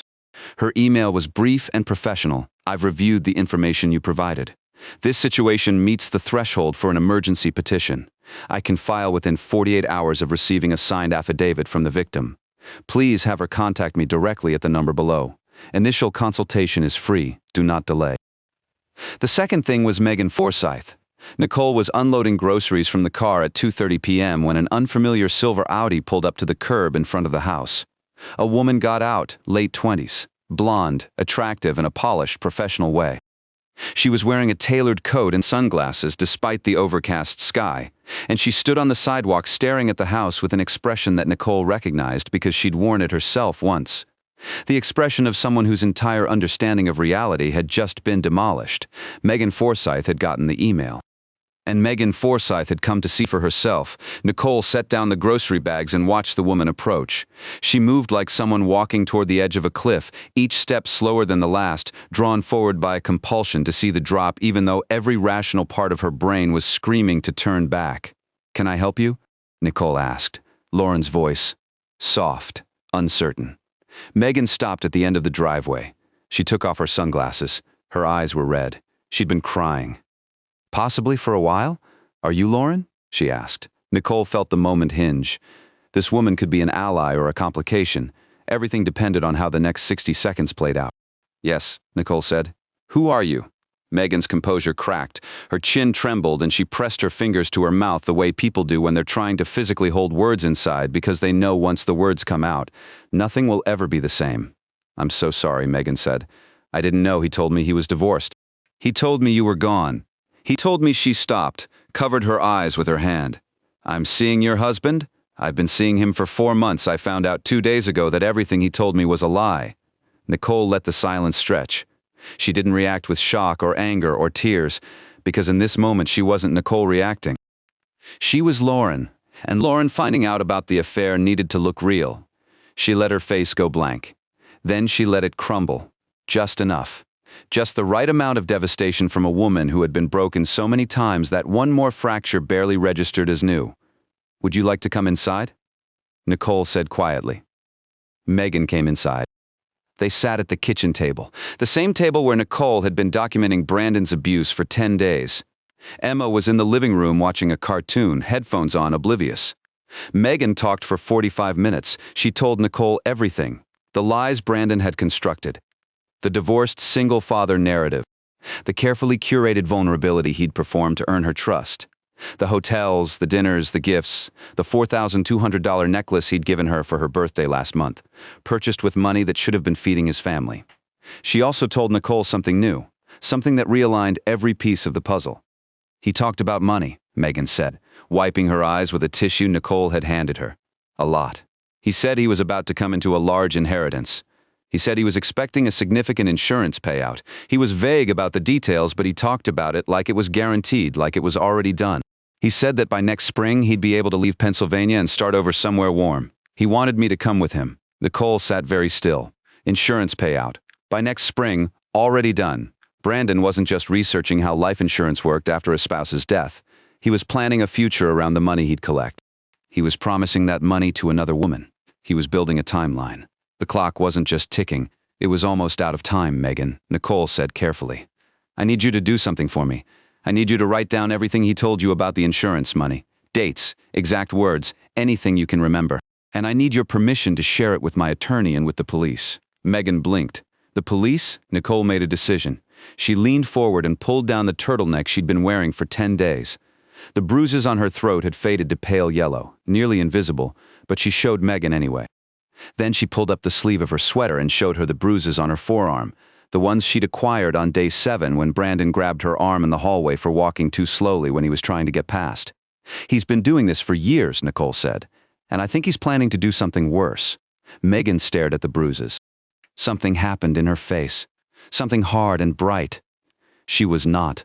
Nicole realized the shallow opportunist that these stories usually featured. She was a woman who had been deceived by a man who was very, very good at lying. And now she was seeing the truth, and it was making her furious. "I'll write it all down," Megan said. "Everything, every word, and I'll testify if you need me to." She paused. "He's a monster, isn't he?" "Yes," Nicole said. "He is." Megan left an hour later with a legal pad full of notes, Catherine Park's phone number, and the expression of a woman who had discovered she was sleeping with a predator and was determined to burn him for it. Nicole watched the silver Audi pull away and allowed herself one moment of something that felt almost like hope. Then she went back inside, because there was still work to do. Day 11, Sunday. The Holt family dinner happened every Sunday at 5 p.m. At Richard and Judith's house in Camp Hill, a sprawling ranch-style home with a manicured lawn and a 3-car garage. Lauren had described these dinners as weekly tribunals, where Judith evaluated her performance as a wife and mother. Richard offered Brandon career advice over bourbon, and Greg, the brother, sat in smug silence enjoying Lauren's discomfort. Nicole dressed Emma in the outfit Judith had specified via text, a navy dress with white tights, because apparently a 3-year-old's clothing required executive approval. She dressed herself in Lauren's most conservative outfit, a gray sweater and black slacks, and drove to the Holt family home, with the quiet focus of a soldier entering enemy territory. The house was exactly what Nicole expected. Expensive. Cold. Every surface polished, every photograph framed, every piece of furniture selected for appearance, rather than comfort. The walls displayed the Holt family narrative in carefully curated images. Brandon's college graduation, Greg's law school ceremony, family vacations. Not a single photo of Lauren or Emma. Richard Holt was already seated at the head of the dining table when they arrived. He was 67, broad-shouldered like his sons, with a full head of white hair and the permanent tan of a man who spent his retirement on golf courses. He acknowledged Nicole with a nod and Emma with nothing. Brandon was in the kitchen with Judith, discussing something about a client account. Greg sat in the living room scrolling on his phone. He was a thinner, sharper version of Brandon, wearing a cashmere sweater and an expression of cultivated boredom. "Lauren?" Greg said without looking up. "You're 3 minutes late, sorry," Nicole said. "Traffic on 15. Greg said nothing else. She didn't exist to him except as a metric to evaluate. Dinner was roast beef, potatoes, asparagus. Judith served. "Lauren," she said, passing a plate, "I've noticed Emma's been more vocal lately. Has something changed in her routine?" Nicole's heart accelerated. She controlled it. She's just growing up, I think. Finding her voice. Judith's expression tightened. Children need guidance with their voices. Structure, left unchecked. They become unruly. Brandon was never allowed to speak out of turn at this age. It builds discipline. Nicole looked at Brandon, who was cutting his roast beef with mechanical precision, apparently deaf to a conversation about his daughter's right to speak. She looked at Richard, who was chewing silently, eyes on his plate. She looked at Greg, who was checking his phone under the table. An entire family built on silence, on compliance. On the systematic suppression of anything that deviated from the approved script. "You're right," Nicole said to Judith, and every word was a blade she swallowed. "I'll work on it." After dinner, while Judith loaded the dishwasher and Brandon and Richard retired to the living room with bourbon, Nicole slipped into the hallway bathroom and locked the door. She pulled out Lauren's phone and opened the Notes app. Day 11. Final entry before action. She listed everything she had.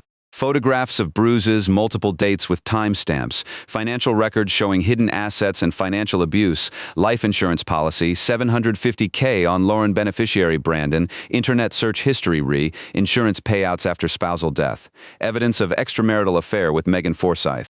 Megan Forsyth's written statement, confirming Brandon discussed anticipated insurance payout. Text messages documenting controlling behavior, unreasonable demands, and psychological abuse. Judith Holt's documented pattern of enforcement and enabling. Emma's behavioral indicators consistent with household abuse exposure. Contemporaneous daily log of household conditions, day 1 through day 11. Then she wrote, "Tomorrow, attorney meeting at 9 a.m., police referral by noon. Emergency protective order petition filed by end of day. Timeline 72 hours to full extraction. Lauren must be notified." Switch reversal planned for day 14 after protective order is in place and Emma is secure. Nicole, if you're reading this later, remember what Mom said. You got the armor. Lauren got the heart. Today, you use both. She locked the phone, flushed the toilet for cover, washed her hands, and walked back into the Holt family living room with the serene expression of a woman who had absolutely no plans to dismantle their lives in the next 72 hours, day 12. Monday. At 8:45 a.m., after Brandon left for work, and Emma was dropped at a preschool program that Nicole had enrolled her in 3 days earlier, using money she'd withdrawn in small increments from Lauren's account. Nicole drove to Catherine Park's office on Front Street in Harrisburg. Catherine Park was 48 years old, Korean-American, with sharp eyes behind wire-framed glasses and the focused calm of a surgeon. Her office walls displayed degrees from Penn State law and a dozen commendations from domestic violence advocacy organizations. She was the kind of lawyer who had seen everything and was still angry about all of it. Nicole sat across from her, and for the first time in 12 days, she told the truth. Not all of it. She couldn't reveal the switch. That would expose Lauren to criminal liability and potentially invalidate every piece of evidence Nicole had gathered. But she told Catherine everything about Brandon. The abuse, the financial control, the life insurance policy, the search history, the affair, Megan Forsyth's statement, Emma's behavioral symptoms. Catherine reviewed the documentation on Lauren's phone for 40 minutes without speaking. She scrolled through photographs. She read the daily notes. She studied the financial records and the insurance policy. Her expression remained professionally neutral, but twice Nicole saw her jaw tighten. "This is one of the most thoroughly documented cases I've ever seen," Catherine said finally. "Whoever compiled this has training. I've had a lot of time to learn," Nicole said, which was true in every sense. "Here's what we're going to do," Catherine said, leaning forward. "I'm filing an emergency petition for a protective order this afternoon. Given the strangulation evidence, the life insurance policy, and the search history, I expect the judge will grant a temporary order by end of day tomorrow. That order will remove Brandon from the house immediately and prohibit him from contacting you or Emma. Simultaneously, I'm referring the life insurance and search history evidence to Detective Reyes at Mechanicsburg PD. She's already received an anonymous tip about this, which I suspect came from you. She's going to want a formal statement." "I'll give her one," Nicole said. Then she paused. "There's a complication I need to discuss with you about my identity." Catherine waited. Nicole told her. Not everything, but enough. She explained that she was Lauren's twin sister. That they had switched places so that Nicole could safely gather evidence from inside the home while Lauren was protected. That Lauren was currently at a secure location and would return to sign affidavits and give statements once the protective order was in place. Catherine's expression cycled through surprise, concern, legal calculation, and finally something that looked very much like respect. "That's legally complicated," Catherine said slowly, "but not insurmountable. The evidence you gathered is real. The abuse is real. The threat is real. The method of gathering may create challenges, but the substance won't be invalidated. We'll need Lauren present within 48 hours to sign everything under her own identity. Can you make that happen?" "Yes," Nicole said. "Then let's move." Nicole left Catherine's office and drove directly to Ridgemont State Psychiatric Hospital. She parked in the visitor lot, the same lot she'd driven out of 12 days ago in Lauren's Honda. She walked to the front entrance, past the sign she'd read 10,000 times, past the security checkpoint, past Gerald at the desk who looked up from his phone just long enough to glance at her face and slide the clipboard across. Nicole signed Lauren Holt on the visitor log and walked into the facility where she'd spent a decade of her life. She found Lauren in Nicole's room on Ward C. Her sister was sitting on the bed reading one of Nicole's books, wearing Nicole's gray sweatpants and white t-shirt. She looked better than she had 12 days ago. The bruises were gone. She'd gained a little weight. The tension in her shoulders had eased. When she saw Nicole in the doorway, Lauren's eyes filled with tears. "Is Emma okay?" she whispered. "Emma is perfect," Nicole said, closing the door behind her. "She misses her mom, but she's safe, and in about 48 hours she's going to be safe permanently." Nicole sat beside her sister and told her everything. The financial records, the affair, the life insurance policy, the search history, the attorney, the police referral, the emergency protective order being filed that afternoon. Lauren listened without interrupting. Her face went through every shade of white that skin can turn. When Nicole got to the life insurance policy and the search history, Lauren pressed both hands against her mouth and made a sound that was not quite a scream and not quite a sob. Something between the two, the sound of a woman realizing how close she came to not surviving. "He was going to kill me." Lauren whispered through her fingers. I think so, Nicole said quietly. Yes. The silence in the room was enormous. The fluorescent light hummed overhead. Outside in the courtyard, a patient walked laps around the perimeter the way Nicole used to do, counting steps, measuring the boundaries of a world that was supposed to be temporary but kept becoming permanent. Lauren, Nicole said, I need you to come back with me. Tomorrow, you need to sign the affidavits, give a statement to the police, and be present when the protective order is served. You need to walk back into your life as yourself. Lauren's face crumpled. I can't. Nicole, I can't face him. I can't go back to that house. You won't have to face him. The order removes him. By the time you walk through that door, he'll already be gone, and I'll be with you. I'll be right there. But your doctors, your treatment. If they find out you left, they'll. Nicole took her sister's hands. Lauren, listen to me. I have spent 10 years in this building learning how to control the thing inside me that used to terrify everyone, including myself. I learned it so I could be ready for exactly this moment. Not to save myself, to save you. And Emma, she squeezed Lauren's hands. I don't care what happens to me after this. I care what happens to you and that little girl, so please, be brave for 48 more hours. That's all I'm asking. 48 hours and then you're free. Lauren looked at her twin, her mirror, her other half. The woman who had always been the shield. Okay, Lauren said. 48 hours, day 13, Tuesday. At 4:17 p.m., Judge Margaret Ellis of the Cumberland County Court of Common Pleas signed an emergency protection from abuse order in the case of Holt v. Holt. The order granted Lauren Holt exclusive possession of the marital residence, temporary sole custody of Emma Holt, and prohibited Brandon Holt from any contact with his wife or daughter, pending a full hearing. At 5:30 p.m., 2 officers from the Mechanicsburg Police Department arrived at the house on Maple Crescent Drive. Brandon was home. He'd arrived early, 5:15, in a mood that Nicole had been carefully monitoring all day through his text messages. He'd been agitated since morning. Short messages. Curt demands. Something was wrong in his world, though Nicole didn't yet know what. She found out when the doorbell rang. Brandon answered it. 2 uniformed officers and a plainclothes detective, Sandra Reyes. She was exactly what Nicole had hoped. Composed, thorough, and completely unintimidated by the 6'1" man standing in the doorway. Mr. Holt, Detective Reyes said, we're here to serve you with an emergency protection from abuse order issued by Judge Ellis this afternoon. You are required to vacate this residence immediately. You are prohibited from contacting your wife or your daughter. You have 30 minutes to collect essential personal belongings. An officer will accompany you.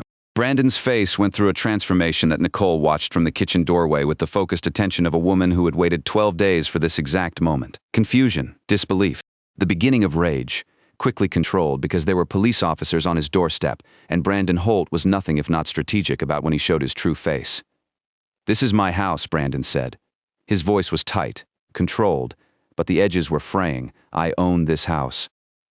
My wife doesn't have grounds for sir, Detective Reyes interrupted calmly. The order has been issued by a judge. It is effective immediately. If you refuse to comply, you will be arrested. You can contest the order at the hearing, which is scheduled for next week. Until then, you need to leave. Brandon looked past the officers and locked eyes with Nicole, and what Nicole saw in his face was the thing she'd been waiting for since she walked into this house. The first crack. The first real, uncontrolled fracture in the facade of a man who had believed with absolute certainty that he was untouchable. What did you do? He said to her. His voice was low and dangerous. Lauren, what the hell did you do? Nicole said nothing. She stood in the kitchen doorway with her arms folded and her expression calm in her eyes. Lauren's eyes, her mother's eyes, every woman who had ever stood in a kitchen watching a violent man realize he'd lost, steady and unblinking. Brandon turned back to the officers. This is insane. She's lying, she's mentally unstable.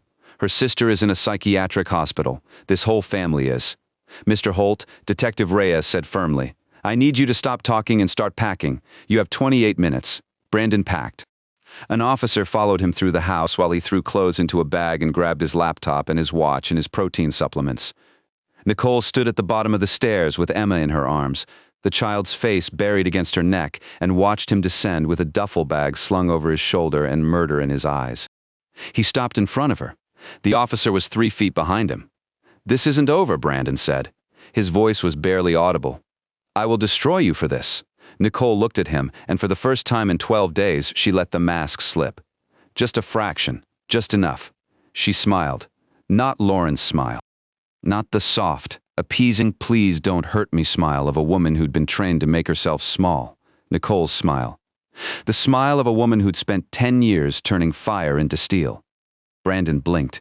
Something moved across his face. Not recognition. Not yet. But the dim animal awareness that something was fundamentally different about the woman standing in front of him, that the geometry of her face was the same but the architecture behind it had shifted, that the eyes looking at him were not the eyes of prey. He opened his mouth, closed it. Then the officer escorted him out the front door, down the walkway and into the early evening where a neighbor was walking a golden retriever and a man 3 houses down was raking leaves, and the world continued its ordinary turning while Brandon Holt's empire came apart at the seams. Nicole watched him get into his Tahoe and pull away. She watched until the taillights disappeared around the corner of Maple Crescent Drive. Then she closed the door, locked it, and held Emma until the child stopped trembling. Day 14, Lauren came home. Nicole picked her up from Ridgemont at 8 a.m. They drove in silence for the first 20 minutes. The weight of everything that had happened and everything that was about to happen filling the car like a physical presence. Then Lauren said, "How is she?" "She's incredible," Nicole said. "She's funny, she's smart. She likes blocks and pancakes and the color purple and a stuffed rabbit with uneven ears, and she is so brave, Lauren. She's been so brave in that house." Lauren pressed her hand over her mouth and cried.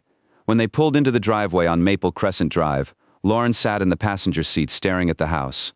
Her house. The house that had been her prison for 5 years. "I'm afraid," she said. "I know," Nicole said, "but you don't have to be afraid of this house anymore. He's not in it, and I cleaned the baseboards." Lauren made a sound that was half laugh, half sob. She looked at Nicole. "Thank you, for everything, for being insane enough to do this." "That's what the armor is for," Nicole said. They went inside. Emma was with a temporary caretaker Catherine Park had arranged, a certified domestic violence advocate named Rosa, who was kind and calm, and exactly the kind of presence Emma needed during the transition. When Emma saw Lauren, real Lauren, the mother she hadn't seen in 2 weeks, her face did something Nicole would remember for the rest of her life. She smiled, not a quarter smile, not the beginning of one. A full, enormous, uninhibited, gap-toothed smile that lit up her entire face and crinkled her eyes and showed every one of her tiny teeth. "Mommy," Emma said, and she ran. Lauren dropped to her knees and caught her daughter and held her so tightly that Nicole had to look away, because the fire behind her eyes was no longer rage. It was something else entirely. Over the next 3 weeks, the machinery of justice ground forward with the relentless precision of something that had been set in motion by someone who understood exactly how to build an unbeatable case. Catherine Park filed for divorce on Lauren's behalf, citing irreconcilable differences in domestic violence. The financial records Nicole had gathered formed the basis of a motion to freeze Brandon's hidden accounts pending equitable distribution. His $112,500 in savings, his $287,000 investment portfolio, all of it locked down by court order. Detective Reyes opened a formal investigation into the life insurance policy and the internet search history. Brandon was brought in for questioning. His attorney, a friend of Greg's from law school, advised him to say nothing, but the evidence spoke for itself. A $750,000 policy taken out on a woman he was simultaneously abusing and planning to leave. Search queries about insurance payouts after death. A mistress being promised money that could only come from that policy. The investigation was ongoing, but Reyes told Catherine privately that she was confident criminal charges would follow. At minimum, insurance fraud. Possibly conspiracy to commit murder. The district attorney's office was reviewing the file. Judith Holt called Lauren's phone 17 times in the first week. Nicole answered none of them. When Judith showed up at the house on a Wednesday morning, Nicole met her at the door. Not Lauren. Nicole, in her own clothes, with her own face, identical but utterly different in the way it wore its expressions. Judith stared at her. The color drained from her face. "Who are you?" Judith whispered. "I'm the sister," Nicole said. "The one in the psychiatric hospital. The one you and your son spent 5 years using as a reason to isolate Lauren from her family. She let that land. Lauren is inside with her daughter. You are not welcome here. If you return, we will contact the police. If you attempt to contact Emma, we will file a restraining order. If you attempt to interfere with the divorce or the custody proceedings in any way, we will make sure the court knows exactly how you helped your son terrorize his wife for half a decade." Judith's mouth worked soundlessly. "Have a nice day," Nicole said, and closed the door. Greg Holt attempted a legal maneuver on Brandon's behalf, filing a motion to vacate the protective order on the grounds that the evidence had been gathered under false pretenses by Nicole, who had impersonated Lauren. Catherine Park had anticipated this. She argued that the evidence documented real conditions and real abuse regardless of who observed them, and that the independent testimony of Megan Forsyth, Detective Reyes's investigation, and Lauren's own medical records all corroborated the findings. The judge denied Greg's motion. The protective order stood. Brandon tried one more thing. A desperate last-ditch act that proved Nicole had been right about him, from the moment she first looked into his flat, calculating eyes. He hired someone to break into the house. It happened on a Thursday night, 3 weeks after the protective order was served. Nicole was sleeping in the guest room, staying with Lauren while the legal proceedings continued. She woke at 2:14 a.m. to the sound of glass breaking downstairs. She was on her feet before the sound finished. She moved through the dark hallway, checked Emma's room. The child was sleeping soundly, then positioned herself at the top of the stairs. A figure was climbing through the broken kitchen window. Male dressed in dark clothing. Not Brandon. Someone else. Someone hired. Nicole picked up the phone she'd started keeping on her nightstand and dialed 911. She gave the address, described the intrusion, and stayed on the line while the dispatcher confirmed units were en route. Then she turned on every light in the house. The intruder froze in the kitchen, blinded by the sudden fluorescent glare. He was young, mid-20s, clearly not a professional. He looked up the stairs and saw Nicole standing there. She didn't scream. She didn't run. She stood at the top of the stairs and looked at him with an expression that made him take a step backward. "The police are 4 minutes out," Nicole said. Her voice was ice. "You can leave through the window you came in, or you can explain to them why you're standing in the kitchen of a woman with an active protective order against her husband. Your choice." He left through the window. The police arrived 6 minutes later. The security camera Nicole had installed on day 9 captured his face, his vehicle, and his license plate. Within 48 hours, he was identified, arrested, and had given a full statement naming Brandon Holt as the person who hired him. Brandon was arrested the following Monday. The charge was criminal conspiracy, added to the growing list that now included insurance fraud and violation of a protective order. His bail was set at $150,000. Judith and Richard paid it. But even their resources had limits, and the legal fees were mounting. Megan Forsyth testified in the divorce proceedings. She was calm, precise, and devastating. She described every lie Brandon had told her, every promise about insurance money, every detail of the false narrative he'd constructed. She looked at Lauren once during her testimony and mouthed the words, "I'm sorry." The divorce was finalized 4 months later. Lauren received full custody of Emma, the house, and a settlement that included half of Brandon's hidden assets, roughly $221,000 after legal fees. Brandon received supervised visitation rights that he never exercised because by then he was awaiting trial on criminal charges, and his attorney advised him to avoid any situation that could generate additional evidence. Judith and Richard Holt disappeared from public view. Greg stopped returning calls. The family infrastructure that had supported Brandon's abuse for years collapsed the moment the cost of supporting him exceeded the benefit, and Nicole turned herself in on a Tuesday morning in January 2025. She drove to Ridgemont State Psychiatric Hospital, walked through the front doors, and presented herself to the administrative office. She explained that she had left the facility without authorization and had spent the past several weeks outside the institution. The consequences were significant. Her discharge review, which had been tentatively scheduled for the following spring, was postponed indefinitely. She was placed back in the acute ward for evaluation. Her privileges were revoked. But Dr. Adler, after reviewing everything that had happened, after reading Nicole's meticulous notes and understanding the full scope of what she had done and why, wrote something in her evaluation that Nicole wouldn't see for months. Patient left the facility to protect her sister and niece from an actively dangerous domestic situation. During the period of absence, she demonstrated extraordinary emotional control, strategic thinking, and nonviolent intervention. She did not assault anyone. She did not threaten anyone. She used legal systems, professional resources, and personal discipline to achieve the safety of her family members. This is not the behavior of a woman who poses a danger to others. This is the behavior of a woman who has fundamentally transformed. I am recommending accelerated discharge review. 8 months later, on a warm Thursday morning, in September 2025, Nicole Brennan walked out of Ridgemont State Psychiatric Hospital for the last time. Lauren was waiting in the parking lot. Emma was in the car seat in the back, wearing a purple dress, holding the gray rabbit, smiling that full, uninhibited, world-ending smile. Nicole stood on the steps and looked at the sky. It was enormous, blue, unframed.